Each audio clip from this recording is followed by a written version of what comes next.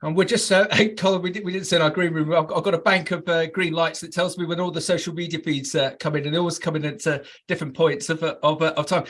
Everyone, hello, Max McGilvery, Beanstalk. We'll just let all the social media kick in. As I said, we're just talking in the green room about the passions of these two individuals. Colin Colin. I'm going to call you a big professional bike rider, as a bicycle.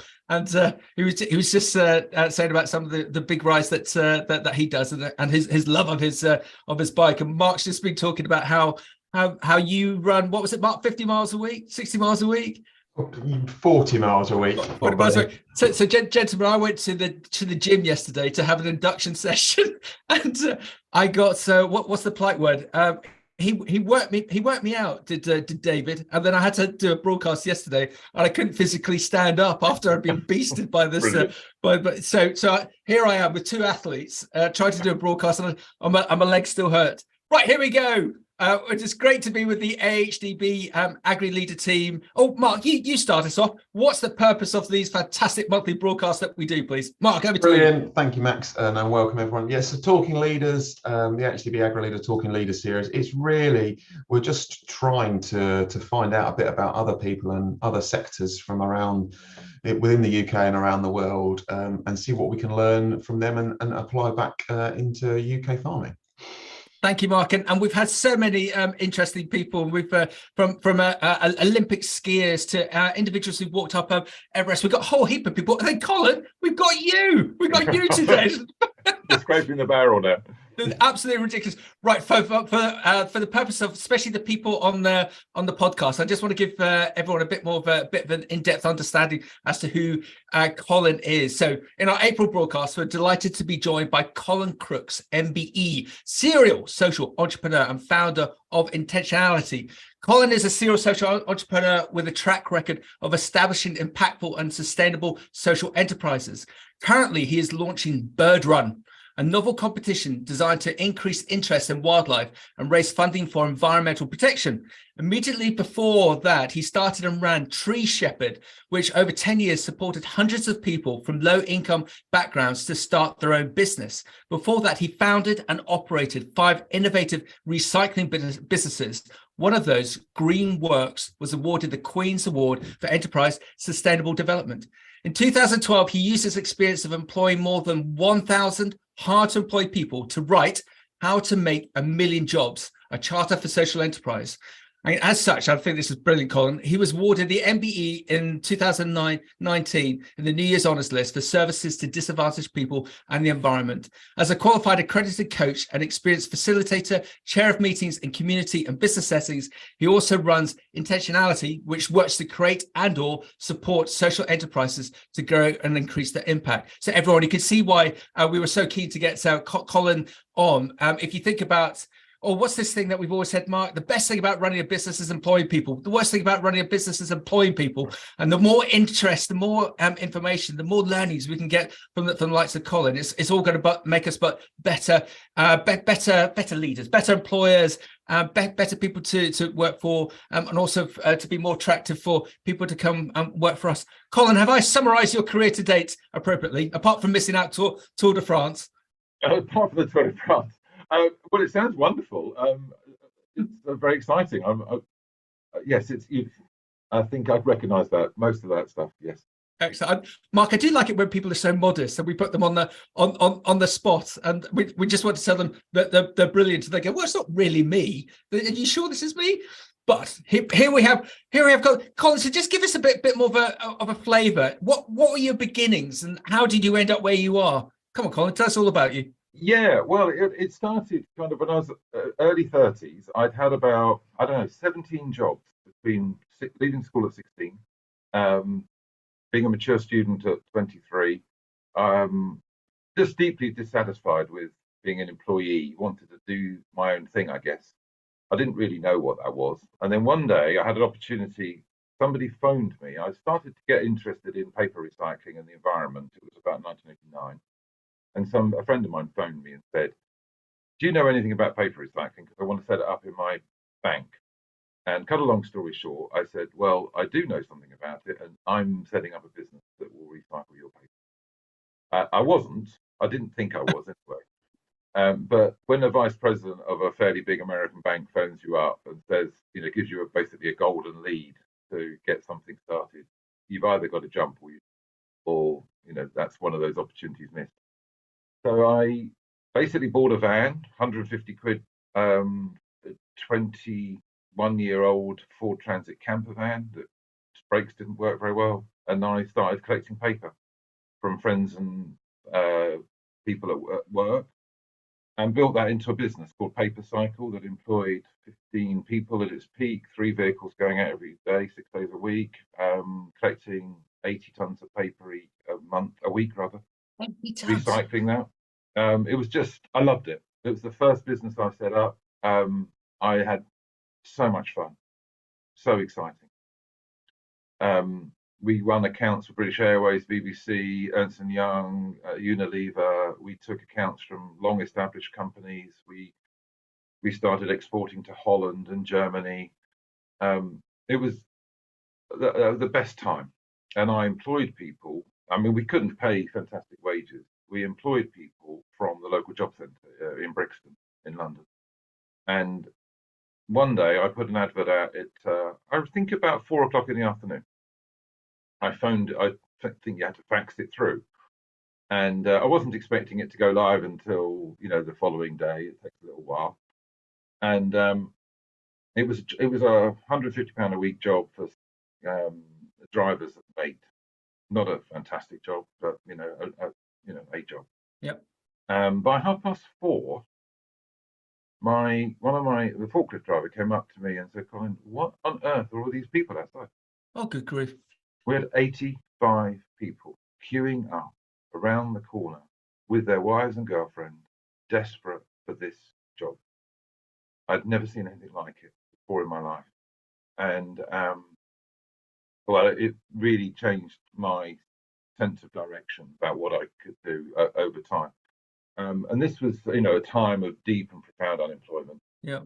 And people were just going for any job they could do. And I couldn't interview 80 people, so I just took the first person who had a driving license that said they'd turn up at 6 in the morning and drive a van. And that's what we did from there on in. And I took dozens and dozens of people from those sorts of backgrounds, disabled, from the local from Brixton prison, straight out of prison, and found that to be one of the most rewarding experiences you could imagine, giving people the work who were desperate.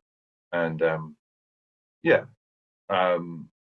that set me up on this sort of road to social enterprise. So I think Paper Cycle was a social enterprise. The term didn't exist at the time. I was about to say, it's almost like you set up a social enterprise before social enterprises were a thing. Yeah, they weren't a thing. I didn't know that's what I was doing. It just seemed the right thing to do. I wanted to recycle and do environmentally good work. And then I found this passion for helping people get into work. And I found as an employer, I could help them.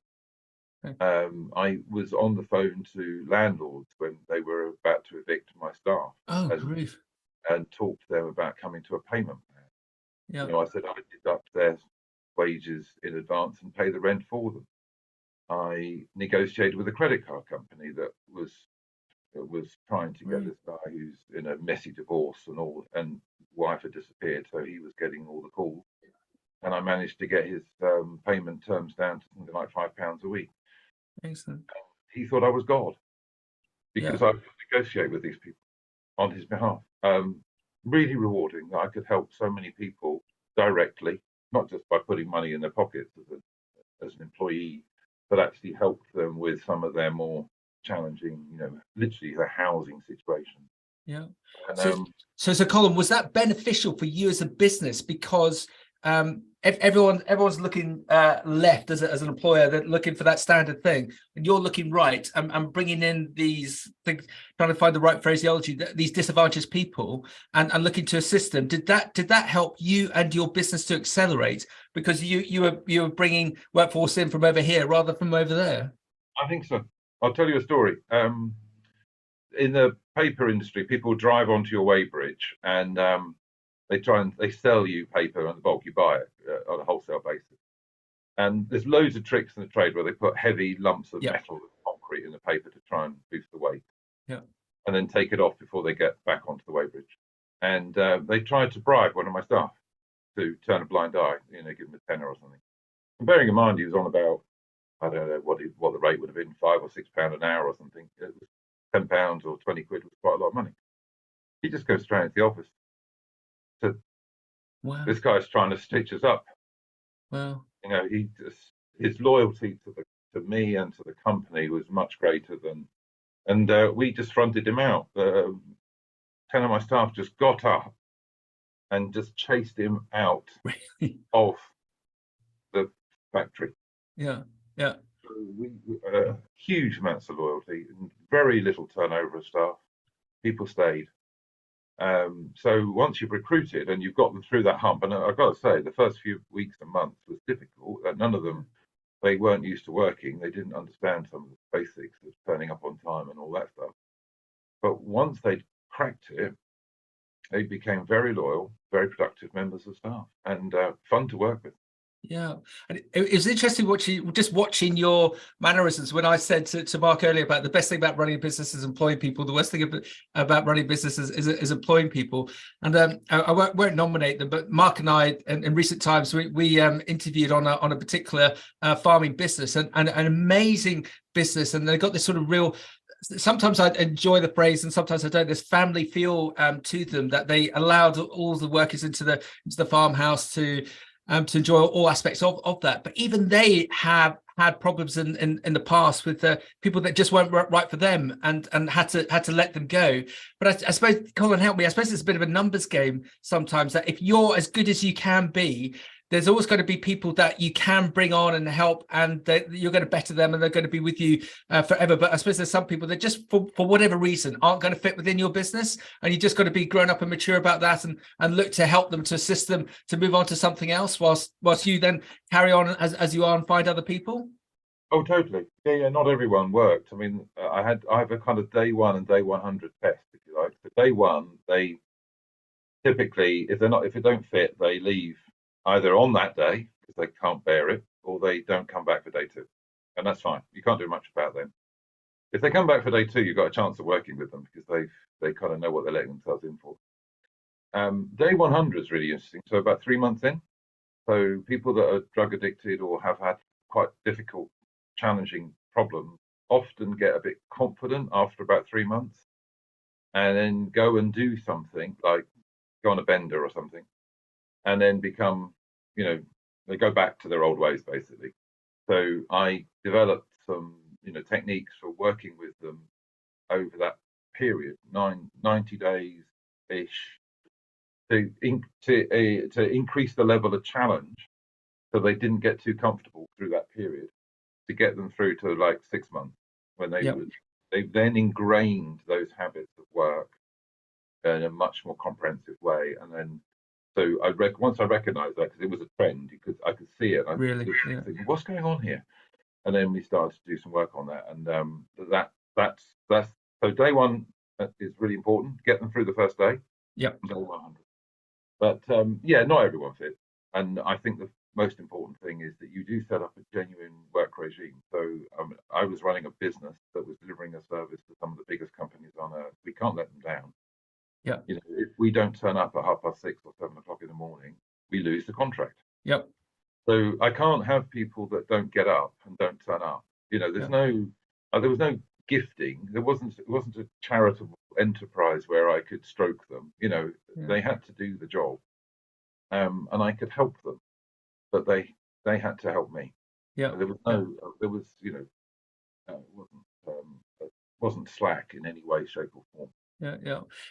Colin, earlier this week, I had the pleasure of interviewing an individual who is a farming business, and it's a £500 million turnover with sites in the UK, Africa, and America. And I asked this individual, so it's a second generation business, I said, what's your success? And I hardly got the question out, and he said, people. Surround yourself with the best people, and if you can find people who are far better than you, and inspire them, motivate them. Because if you have that collective team, as a team, you're going to be far better than an individual. You can't be egotistical. You can't do it by yourself. You've got to give. You can't abdicate. You just got to delegate and find the right people. Presumably, with your business model, with all the businesses that you've had, it's not just you. You've managed to garner a team around you. Oh yeah, absolutely. Yeah. So, and I think that's actually one of the secrets is having a mission, having a passion. So well, in the later industries, I was recycling furniture, office furniture on a really big scale. So taking furniture from Barclays and NatWest Bank and huge banking and other organisations, thousands and thousands of tons a year of furniture, running big warehouses. And I had a great team around me. And I think the reason I had a great team was because we had a very, very clear vision. It wasn't just about making money. It was actually about recycling to the highest possible standard, reusing, supporting other organizations, and employing people who were hard to employ. So I brought in commercially trained managers, warehousemen and all that. They weren't social workers, but they bought into the mission. They liked the idea of working for Greenworks. They loved the idea of that mission. Obviously, not every candidate did. You have to get the people that got the idea, got the concept. And then once you've got that talent, then you could really expand. Then you could really boom. Yeah. I can't do it on my own. No, totally not. You need good people with you, but good people that get the mission. Yeah. And Colin, I think I've used this example with Mark before. I call it the inspiring forklift driver. That quite often when I go to visit a business, if you want to find out what's going on, go speak to the forklift driver or similar individuals. I remember going to one business some 15 years ago, and he told me that it's a big business, £200 million business in the fresh produce sector, that was in problems and they were about to lose their main retail account. This is the forklift driver telling me. When I got, I then went to see the MD. He didn't have a Scooby-Doo. He didn't have and what happened 2 weeks later? They lost the big account. Everyone within the team knew. So it's such a powerful force, isn't it? That team, you've got to get them on side. And if you get them on side, get them singing your mantra, your message, and then on just a jingoistic way, it's going to take you to that next stage. Mark, come on, you've been exposed to enough businesses. You must see the same. Yeah, no, exactly. And I think one of the real good examples of that is the RNLI. And we were fortunate enough to go to we're not far from their head office down in Poole, and we did a bit of a session down there. And we met the caretaker as we walked in, and we just asked him where to go and what he does. And his response to what he does within the business is, "I'm here to help save lives." Because even though he looked after the building where head office he wasn't a lifeboat man, but he was part of that vision and part of that culture to actually his part contributed to helping save people's lives, which is what we need to see. Yeah, so it's all about people. So come on, Colin, as we're going to use you as our kaleidoscope. What do you see in business at the moment? I know we're going through lots of things post-pandemic, and inflation's all over the place, and we might have a change in government or an election coming up next year. But what are you seeing in business? Are you proud as to how British business is progressing, or if you could have a proverbial magic wand, are there some things that you would like to do in the short term to perhaps fix things? What are you seeing within business, Colin?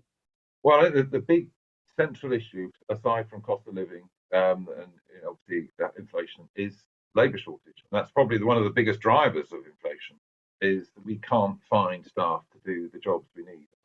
And everyone is saying this, that every single client I'm working with is struggling at professional or to basic levels. And I'm encouraging them to widen the net. Because actually there's a huge amount of talent that isn't recognised.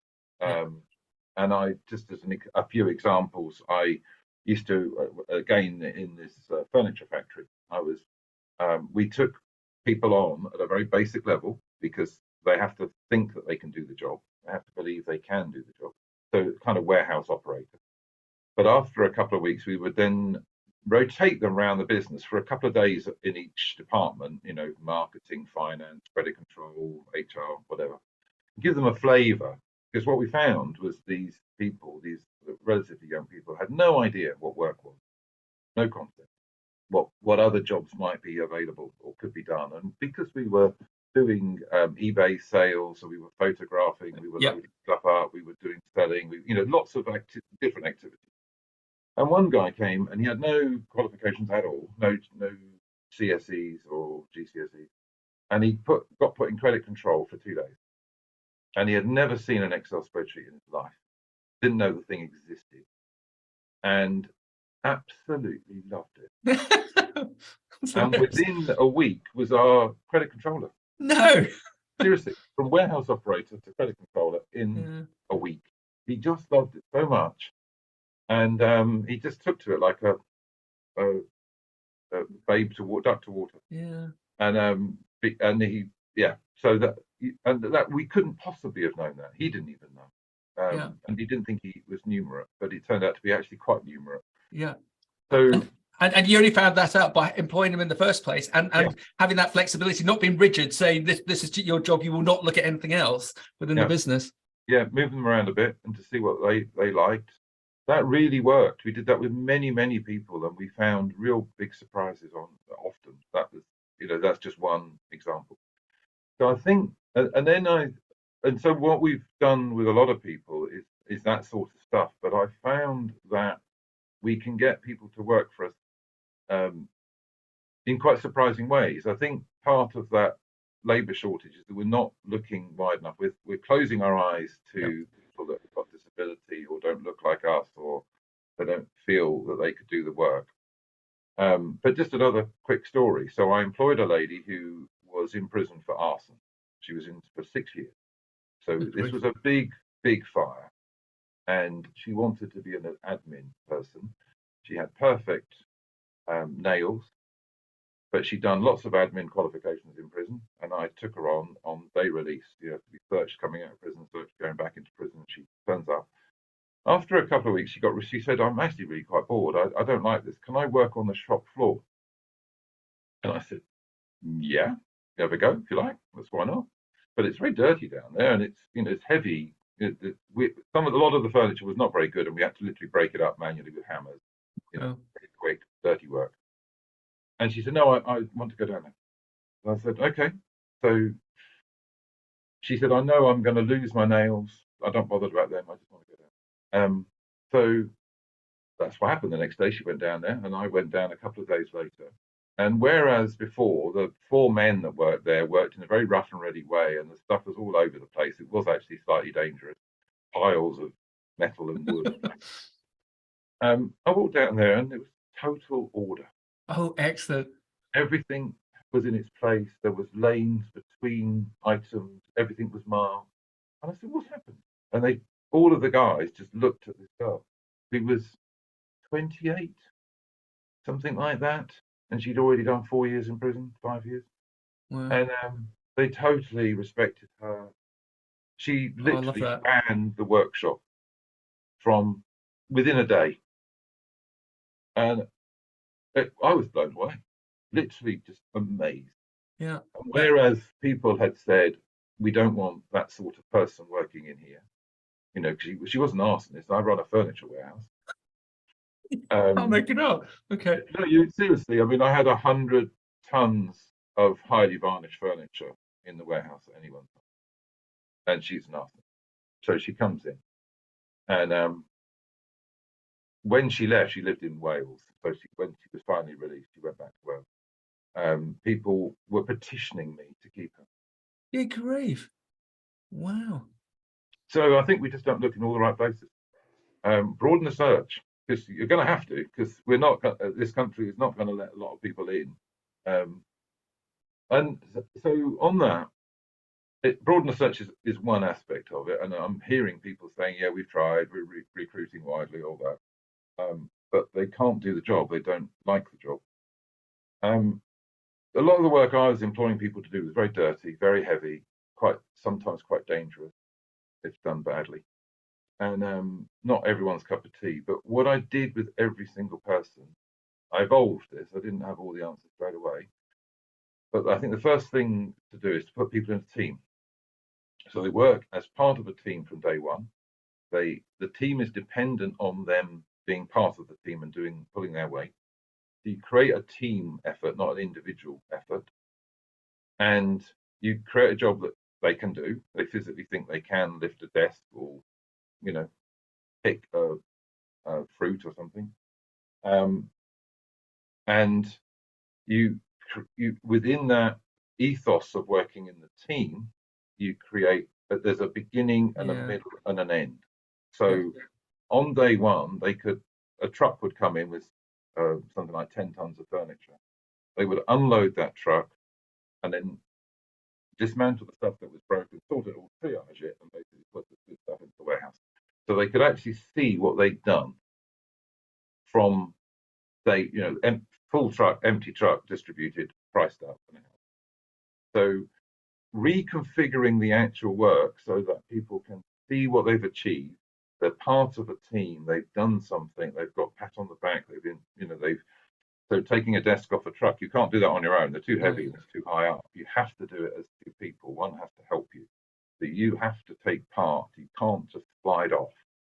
So creating those sort of roles, whenever a person was working on their own, they very often didn't come back day two. There you go. Together as part of a team, doing a job that had an end, they came back. Yeah. Well done. I think that human bonding is the key to this recruitment development. Just to jump in and to build on that, we've had a question come in live from Peter Green, and he's asking, have you experienced any issues in terms of suspicion or resentment, etc., from members, from new members of the team that are coming from these variously challenging backgrounds with the current members that are established and maybe a little bit more stable within the business and starting to get back in on track and onto normality? Oh, totally. Yeah, we absolutely did. This is not an easy road to travel. I'm not saying that this is easy. But, we had so this lady from prison. I mean, people resented her coming in. They were frightened. The first thing my warehouse manager did when I told him is he ran out and got 10 fire extinguishers and loads of fire exits on. Oh, no. Well, we probably needed them anyway. We probably hadn't been doing it properly, but he was terrified. And there were quite a few people who said, "Why are we letting thieves and vagabonds in and this stuff?" And I said, "Well, you signed up to join this company. That's the ethic. It's on the front page of the website. I told you that in the interview pack.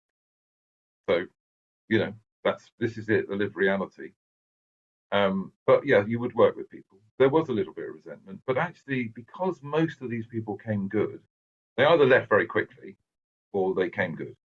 Actually, the resentment levels were very low. There you go. And just from an agricultural perspective, as you've highlighted already, Colin, there's such a shortage across all areas in the UK, and it's something that Mark and I and his esteemed colleague Isaac debate long and hard about. How do we attract more people into the sector, and for all the AHDB members, levy payers, how do they attract people to come into their business? I know you're not directly associated with agriculture, but if we could drop you into the sector, and everyone is saying we've all got the same issue, we can't find people. What it's such a difficult question, Colin, but what would your answer be? What would be my magic wand again? What would be your advice as to how we can attract more people into the sector? Is it as you've intimated, we just need to broaden our search, or is there more? I think there's more to it. It's broaden the search, absolutely. Be really, really open-minded. People are capable of doing more than we expect them, as I've illustrated. But I think it's also about vision. I think increasingly young people, but others besides, are attracted by something that is more than just the practical, the hours, the work, the money. They actually want to work for something that has some meaning. And I think the agricultural sector, crikey, is the most meaningful thing. Yep. We're creating food for people. This is basic sustenance. We're protecting the environment. We're sustaining the planet. If run well, obviously there are farms that aren't so well run in that regard, but good farms doing good things, protecting nature, encouraging growing food. There's a mission there, and I think actually broadcasting the mission, not I want a tractor driver or I want fruit pickers. I want people to join in with this mission. And getting people involved. I mean, I found quite a few of the people I work with, as I say, they weren't into recycling, they weren't into the environment, they thought they just wanted a job. I mean, they didn't come, they weren't highly motivated environmentalists. That wasn't what I was getting. But amazingly, I was actually quite surprised, because I did talk about it a bit. Obviously, and the company isn't totally about recycling and that. But actually, they told me, and they told other members of staff, and they were famously on an interview with the BBC. A couple of our staff said, "Oh yeah, I started recycling at home now. It's really important." Yeah, well, there you go. So I think it does. They do. They might not tell you. Very rarely I heard it, but occasionally. But they want to be able to say something about where they work. Yeah. On a Friday night, another story. My forklift driver. You're absolutely right. Forklift drivers are the key. I overheard a conversation he was having at a smoke break. I was in the weighing room, and he was talking to a neighbouring, employee, and we just started exporting our paper to Holland, and he was still loading bales of paper onto a truck. I mean, same job, nothing had changed, but he was saying, yeah, we're exporting to Holland now. Yeah, it's a really big deal. Brilliant. Wow. The pride for me to hear that. But yeah, he Excellent. wanted to be able to tell a story about how important his job was. It wasn't just, and that's, I think, employers can create that atmosphere about what their staff are doing, what you're creating, what you're growing. Yeah, Colin, well done. I'm just going to pivot that and throw it back at Mark, because Mark, on my day job, recruitment wise, I see so many job descriptions coming through, and it's just crazy sometimes that benefits 21 days a year holiday. That's not benefit. That's the law. And there's no, as you say, Colin, there's no mission, not mission statement. I hate that phrase. There's no reason for people to be attracted to that particular business, because it's just nine to five. Packing parcels or driving a tractor, when as you say, we sort of, I suppose we're so busy, we're so siloed sometimes in our thinking, we forget to think of, we're not making ball bearings, no offense to people making ball bearings, we're actually feeding the UK, feeding the world, and we need to be proud of that. And just give you one example that really exasperated me. About a year ago, I was approached to find a farm manager for a big estate up my neck of the woods in East Anglia, 2,500 hectares, and the very belligerent owner said, "Oh, I don't want any greenie. We're not that interested in hedges or anything. It's all about just growing for profit." And Kelsey Priestley still can't find a farm manager because his mission is just completely wrong. Whilst other businesses, they've wanted to go down regenerative agriculture and sustainability. And with one client, we presented a short list of 10 farm managers because they all wanted to work for this particular farm, because Colin, he got your mission. He got it, and he wanted to create that change. Mark, do you think our sector, we can learn from Colin? We just need to be brave and adapt our messaging so that we can be more attractive to bring people in from other sectors? Yeah, I think you do, and it's not a complete U-turn. We're talking like 1 or 2 degree change in direction that will have a massive impact once you set off on that course. And it is, like you say, Max, it's understanding that individual has a bit of a purpose, knows what piece of the jigsaw puzzle they are to actually fulfill that kind of vision. We spend a lot of time at work, and people want to know what their input actually will have within the wider business and where the thing's going. Yeah, and Colin, when you're recruiting people, again, is it with your businesses, is it just you, or is it a team effort to find the people, to interview the people, to attract them in? Oh, a team effort. I mean, obviously, when it was very small, it was me. Yeah. But as I grew the business, definitely a team effort. And oh yeah, absolutely, that's the most important thing. I think the team gets involved. But I just wanted to add, I mean, we would take tours. Local authorities or clients or potential clients would come to visit the warehouse and have a look around, and we even had people from Korea come over, as they do, to see what we were doing. And those are really powerful. We brought local members of the community in as well, with local councillors. Massive boost. What, people want to come and see this? It's just a warehouse with furniture in. Why would they want to come see us? And I think that if, for instance, you were running a farm, and as a result of some initiative, you had nesting nightingales or some relatively rare bird, and the local community got involved in that, I think the pride that would engender, is definitively a byproduct of your farming. Yeah. It's not the purpose of being in business, but actually having other people praising you for doing stuff and taking an interest in what you're doing is a tremendous morale booster, and really engages staff. And actually, we start putting that out in the local press. Oh, that's the farm that people go and see. Yeah. I want to work there. Yeah. Colin, I'll just go give you another story of mine that we put. There's a particular farm that had a big problem with dog walkers, and they were and Mr. Farmer didn't like that. We saw a new farm manager, and within 2 weeks, this very entrepreneurial farm manager had created a 6-acre paddock around some of the sort of wasteland that wasn't particularly good, and he'd set up a QR codes app system so that people could walk their dogs, and it was something like £20 a month, and it went to the church to replace the lead on the roof, and everyone's happy. Mr. Farmer's happy because all these dogs wandering around, and everyone's saying nice things about him, and the church is going to get a new roof. And so there's always when there's a problem, there's always a solution, isn't there? It's just you just need a different way of looking at things. I think you need a different way of looking at things. That's exactly right, and that's effectively being a social entrepreneur. That's what I've done. You look at a problem and you think there's another way of resolving this, which isn't about getting angry. It's about I'm not a judo player, but the whole idea of using the weight of your opponent to put them on the ground. So it's about deflecting the weight. So you've got opposition coming to you from whatever quarter. Use the intensity of that and divert it. And that's a fantastic example of how to deflect the energy and create something positive. Yeah, Gordon from Cornwall, has Colin been self-taught, or has he been on any distinct and direct management courses to learn what he's learned to better himself? Colin.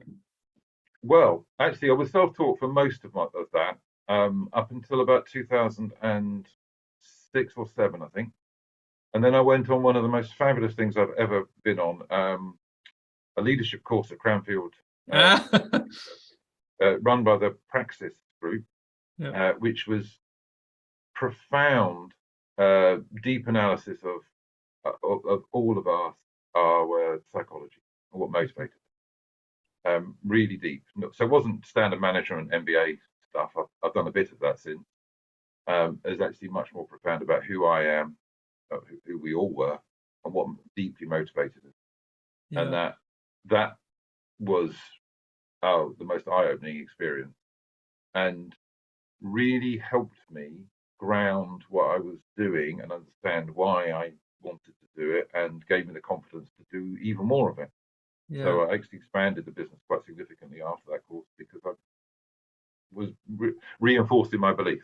Boom. There you go. And I think I've said it to Mark and Isaac a number of times before. There's this great, I've got to get it out sometime. There's this great graph from Cranfield showing that those companies that invest in their people in terms of training and development have better retention, better increased turnover, and better profitability. It's an absolute no-brainer. There's the case of point, the lovely segue there with Cranfield. Not saying, Colin, Mark, that Cranfield, that we all should now run off to Cranfield. Cranfield's brilliant, but there's other places that we could go. I said it yesterday. I keep on saying this, Colin, that the better leaders I come across spend 25% of their time just thinking, and that thinking could be attending a conference or having some off-site training development. Because look at you, Colin, as an example. As you said yourself, your business was bettered because you took time out of the business to make the business better. Yeah, I mean, every single client, I say you've taken one day out, so that would be 20%, at least one day out of the operation. Wow. Literally go somewhere else. You're not within phone distance unless it's extreme emergency. So 25%, one day on developing strategy, thinking about the business, one day on clients, one day on operations, one day on staff, one day on money. That's the sort of breakdown. Excellent. That's gold. Send us a bill. Oh, don't worry, the bill's coming. So Mark, do you think we also our sector's slightly different because if everyone is so hectic, or we're all milking cows at 4 o'clock in the morning, or we're combining it at midnight, do you think that leaders can let go to grow so that they can better themselves and the business? What do you think, Mark? Yeah, I think we can definitely, but it's that whole mindset change and that shift, and where our industry is very routine and generationally habitual. It's very, very difficult to actually go from wearing green socks every day to wearing red socks and actually thinking a little bit differently. But it's all possible. We just need to step out. Like Colin said earlier, you need to step back a little bit and broaden your horizons to try these different things. Yeah, and it's a really interesting comment. Just said we're segueing around here, but Mark, do you want to just go for the comment from Peter, because it's a really good point, because we've been talking about sort of established businesses and how we can make them better, but actually where we could probably lean on Colin is creating businesses. Go on, Mark, go for that question. It's a really interesting comment again from Peter, and thank you for that. He's found it really interesting about actually the operation of the day-to-day operation of the business, but what actually gave you the inspiration to? You said that you were really keen on the environment and you wanted to make. What gave you the inspiration to actually think about the social enterprise and employing this type of demographic of UK citizens within the business and get it off the ground? Yeah, that's a really good question. I was really passionate. I evolved a passion for the environment, and I thought, if you remember, Mrs. Thatcher she made one speech about being green in 1988. So it was definitely flavour of the month. It was a happening thing. And I was starting to take an interest in it, and I thought, yeah, I could do this. And, I had a profound frustration about being an employee. I tried and failed, as I say, with 17 different companies. And I wasn't sacked. I left every single one. I hated it. And I had some quite good jobs. I just hated working for other people. So that was a huge motivator to start my own thing. So the accident happened. This 80 people turning up was a real step change for me, because I hadn't experienced unemployment in my life. I've never been unemployed. So to see it roar right in front of you with girlfriends holding their hands and encouraging the men to apply for the job and stay in the queue, it was deeply. I can't even think. It was disturbing. But then when I realised, so the key moment isn't so much that queue, it's the fact that I could take this person on and change a life. Wow. It was amazing. I had that power. For 150 quid a week, I could change a life. I could give that opportunity to somebody. Some of them didn't make best use of it, I have to say. One guy was an alcoholic and couldn't kick it, and obviously you can't be a driver and an alcoholic. That's not a great combo. So I went round to his house, and anyway, long story, I had to sack him. He couldn't turn up for work, get another one, get somebody else. But when you can really help somebody to change their life, stay in a house, get out of debt, boost their confidence, it's so much more rewarding than just the job that they do. I have to say, it's you can see I'm quite emotional about it. I could tell you, I could be on here for 8 hours and tell you 100 stories. Wow. So Colin, what's been the best thing for you of all the businesses that you run? What's been the best thing?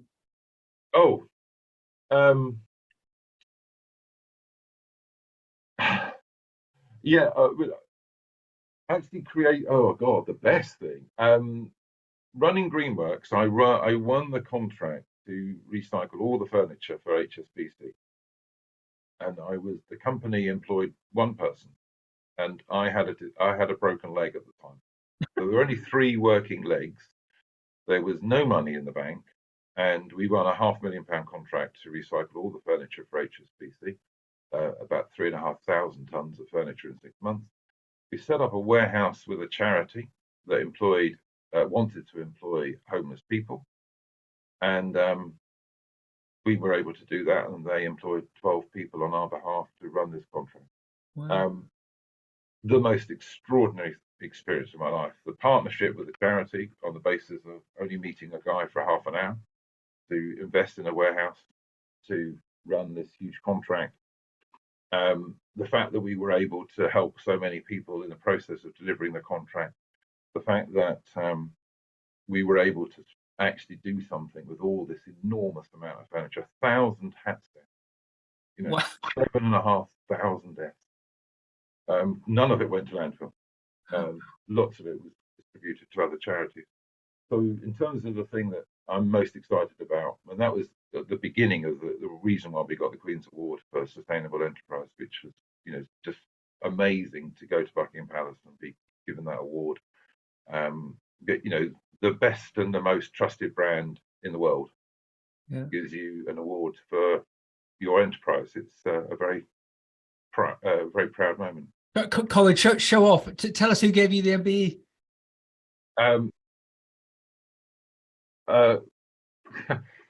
It was Andrew. Oh, it's a fantastic, excellent. Because that was a lovely moment.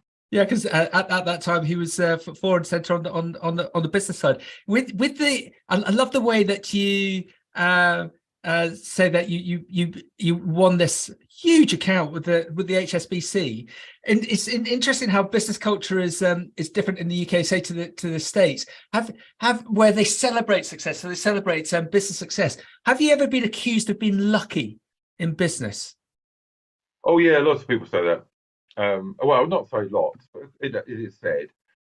And actually, some people say, you know, when I'm talking to them and I'm coaching them, they say, "Oh, well, I got lucky," and I said, "No, you made your own luck." Yeah, well done.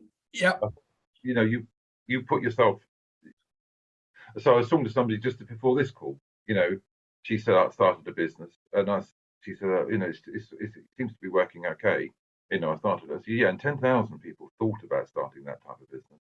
Yeah, you are the one that's actually done it. So you make your own luck to some extent. Yes, there's a bit of luck there, but you've got to be at the right place at the right time to grab it. Yeah, and again, you've been far too modest. I think that with everything that you've done, your 17 jobs, it was all leading to something, and you had to work your little socks off to get to that point where HSBC present you that contract. That wasn't luck. That was hard work. If you hadn't done everything that you'd done to that day, you would not have got that contract. So it goes back to what that comment that we had earlier, Mark.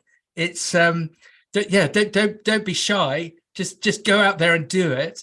Do as much preparation as you can, but go out there and do it and see what happens. Mark, am I correct?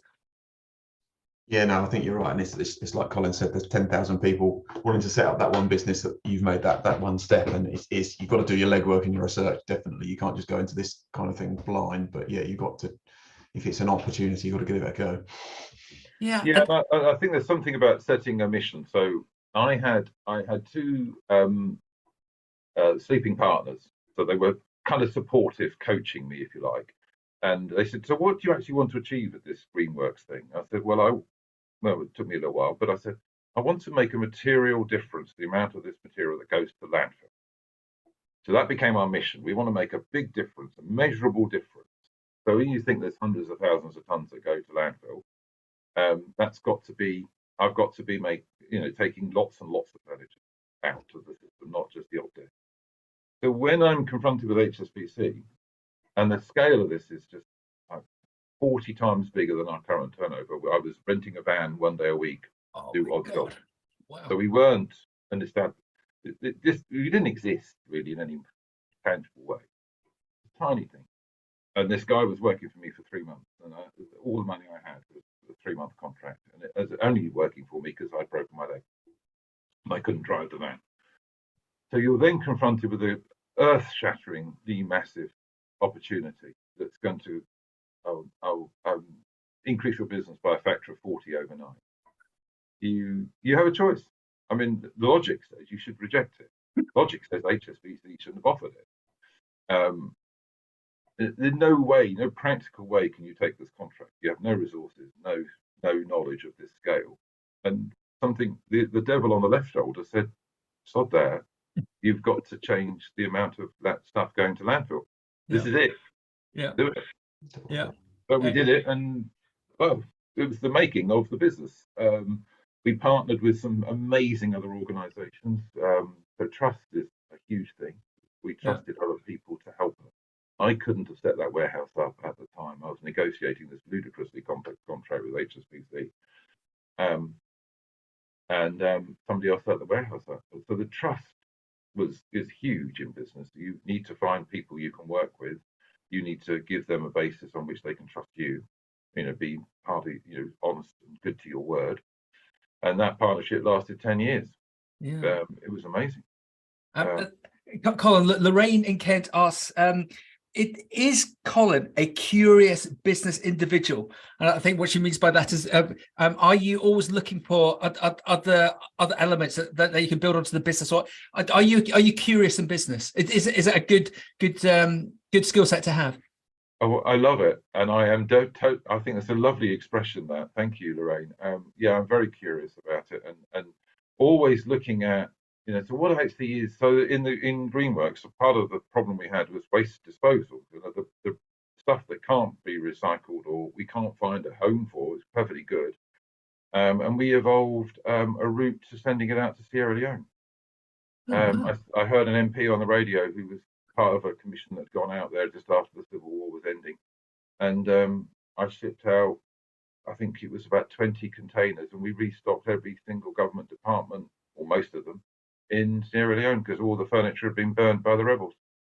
But that worked for me in the business because it reduced our waste disposal costs. We got other companies to sponsor the containers to go out to Sierra Leone. We got fantastic kudos, great story. Excellent. But actually, I was saving hundreds of pounds on storage and disposal. So yeah, I think curious is a lovely word. I like that as well. Yeah, Mark, go for that question that's just come in. Yeah, brilliant. We've had unfortunately anonymous question come in, but Colin, what's your key tip for starting that first business? How do you get over the self-doubt? Oh, yeah, I think that's a really big question. That's the one I hit with all of my clients who are in that startup phase. I think probably the tip is talk to so many people, tell people you're going to do this. You almost make it that they're asking you, have you started that business yet? Create some social pressure on you, some peer pressure. Because you've got to somehow, you can do, lots of people do lots and lots of planning. I help people do lots and lots of planning to make an absolutely perfect business plan, which is nonsense, doesn't exist. You have to take the first step. You have to go and talk to a client. So in my last job, a training company, which trained people to start a business, we had a scale. I think it was 7 points. And so first, do you have an idea? Second point is, have you tested that idea to some extent? Third point, and level 3 was the really important thing. Have you sold this product or service at any level to a stranger? Have you crossed that Rubicon? Have you gone over to somebody you don't know and got money for the thing that you want to do? And once people cross that Rubicon, everything that lights up, that first sale, that first transaction, oh my God, somebody actually paid me for the thing I do. And then you can really work the next bit. So I'd say the answer to that question is socialize it, make it so that you kind of almost force yourself to do it with your peers, but then take that first step, sell something to a stranger. That's send us a bill for that one as well, Colin, because that's another nugget. You're ranking about money. I don't think you can afford this interview. Oh God, Max, you can get this out. HSBC, I remember speaking to a bank manager years ago who probably doesn't have a desk, Colin, because he took it off him, and it's now somewhere in Africa. He always said that the point of a business plan was just to show the commitment from the individual, and in their experience, all business plans change within 2 weeks of people setting up the business because things move. But it's just the commitment and to get themselves focused on that idea. Mark, are you going to go for Karen's comment, because that's really interesting? We've had another great question from Karen Holton up in Cheshire. Good to hear from you. And Karen has got a fantastic business, dairy farming, 500 cows, employs all sorts of young individuals and pushes them through.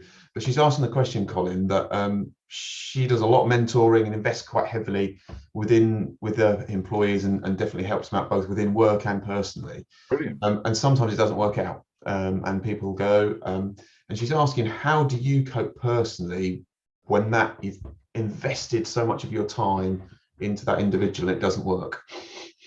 Oh, I think you have to develop a bit of a thick skin, and you have to kind of look at the world through their eyes to some extent. And not everyone has the same dream. And stuff. Well, people's lives are complicated. There's a lot of stuff going on that you'll never know about. So I think you just have to. Well, look at. I mean, I do exit interviews. I think that is a practical thing you can do to try and find out what the rationale is, why it went wrong. And I've met people where sometimes I've not been able to do exit interviews because they've just disappeared. Wow. I met one guy, and this is where I found out about this drug thing after 100 days. He went rogue, weird, very strange, and then disappeared.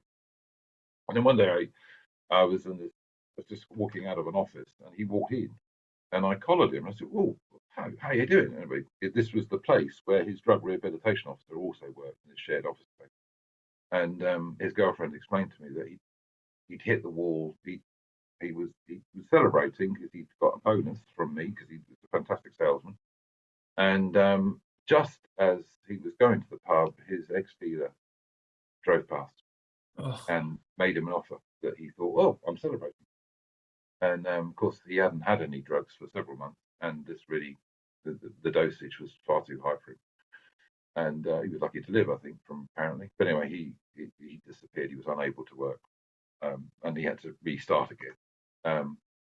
So understanding, so the answer to the question, understanding some of the history, being accepting that people's lives are complicated, different, and they don't share the same ambitions as you, and things change, but just doing, looking at the successes that also you have had, with the people that are, working with you. It is a numbers game. You won't get it won't work for everyone. It can't. Yeah. If it did, we would be robots. Yeah. Yeah, Colin, well done. And I'm just going to interject. Karen, I think your business is one of the best businesses I've ever met. I've, just like Colin and Mark, I've been to thousands of businesses in the UK and internationally, in the way that you look after your team and you take them on, and some of the stories that we heard.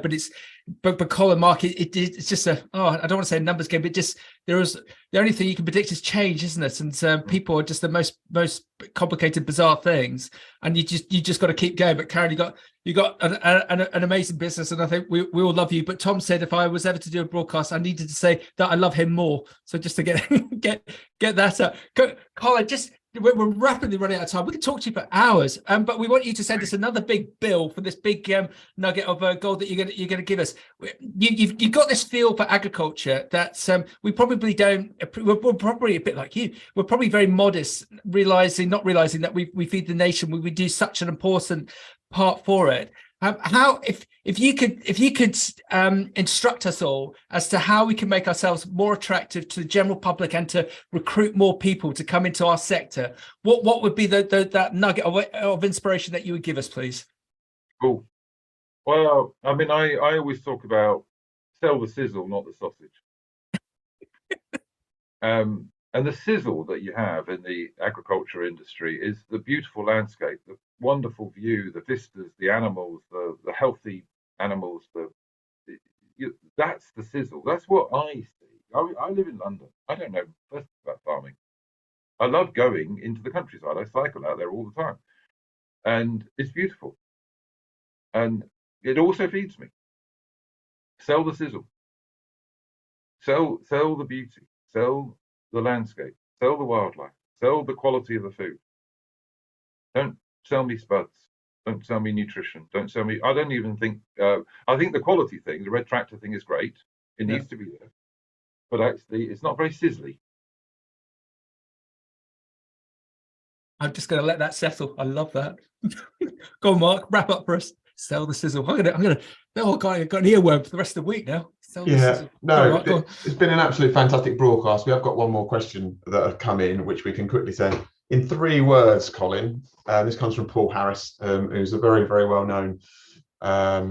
He works with a lot of farmers and helps them recruit and retrain staff within their businesses. What would the 3 things be that you've used to enable to retain people within the business? What are the 3 key things that you've used to retain people within the business before I do a quick wrap up? Yeah, I think the most important things are not really about benefits and salary. It's not about those sorts of things. They're kind of expected. They're supposed to be those sorts of things. You need to be competitive, of course you do. But no, actually, I think it's about the integrity with which you work with people. So when things are not good, you explain what's going on, and when they're good, you share the good. But actually, the sense of being part of something, that's the thing that keeps people. The sense that you're doing something of worth, that's good, and doing it well as a team. So those are the things. Being part of a team that's doing a good thing, I suppose, is the summary. And humour, Colin? Oh well, why not? It's always good to have a laugh. But actually, I think that's important, but it's not the thing that's going to keep them there. No. Agreed. But the last tip I would say is, if in 3 words, I would say to every single farmer, get a coach, get a mentor. Wow. Especially, you're such a lonely job. I mean, running a business is the most lonely thing, and being out in a rural landscape where there are, obviously many fewer neighbours, many fewer people to reflect with, and a business coach, somebody you talk to once a month, what I call an accountability coach, just to download with, no one else you can talk to about this stuff. So everybody should have a coach. Everybody should go down that route, and just someone they can sound off with and talk about the strategy, the mission, and all these other things. Yeah, and it's never, Colin, that's not a cost, is it? That's a benefit. That's just going to pay itself back a gazillion times. Oh, yeah, usually. Go on, Mark, wrap up for us. Excellent. No, thank you, Colin. And you're not the first person to say that. We've got a very good farmer up in Lancashire, Cumbria. Well, I'm going to get my geography wrong. Phil Halehead. He would always advocate having a business coach and a life coach to help him steer him on the straight and narrow, which is good. But what a fantastic broadcast, and what again, like Max says, we could have probably been on here for another 6 or 7 hours and discussing these kind of things. Your passion and there's more than just a paycheck kind of element, which I think we do need to think about, and having employees understanding a little bit more just the 9 to 5 in terms of their lives, and actually helping them out and providing solutions for just the basic things in life of putting food on the table and paying the rent and getting on the straight and narrow. But a couple of the key things that I definitely, the 1 to 100 day thing, if they turn up on for day 2, we've got a chance. And if we can do something on to avoid the day 100 wobble, and where they're getting confident, and things probably are starting to progressively burn, like the example you said with the bloke that unfortunately had a bit of a drug addiction. The other things that I wrote down, that clear vision and understanding where the business is going, and making sure that people that are coming into the business are vested into that, and are part of that journey and that part of that vision and mission, and to push forward. And the last point is just be open-minded, do your research, do your background, and just make a step back and try and do something a little bit different. And you never know, like I say, make that 1 degree direction of change, which might end up in a very, very big impact to the business as you progress moving forward. But no, thank you very much, Colin. It's been really, really interesting. And I'd love to very enjoyable again. Thank you. Excellent. And Colin, we'd love to get you on a farm so that we could we can talk in more detail about the sizzle, selling the sizzle, so that you can see it from the farming perspective. I'm just going to go slight of a segue. There's a brilliant charity, RABI, which is helps farm workers. And I've just had a WhatsApp saying that if I describe Tom Hamilton as the Daniel Craig of the dairy sectors, he's going to put £100 in the pot for that charity. So that's done. Tom, you're the Daniel Craig of the dairy sector. Colin, I hope it was okay to just segue, steamroll the broadcast to get some money in for charity. Absolutely. Crikey. They all desperately need it. Right. Excellent. Thank you very much, Colin. You're brilliant. Mark, you're brilliant. We'll see you at the next one. And thank you very much, everyone, for listening. We'll see you on the next AgriLeader with the AHDB next month. Thank you, guys. Thank you.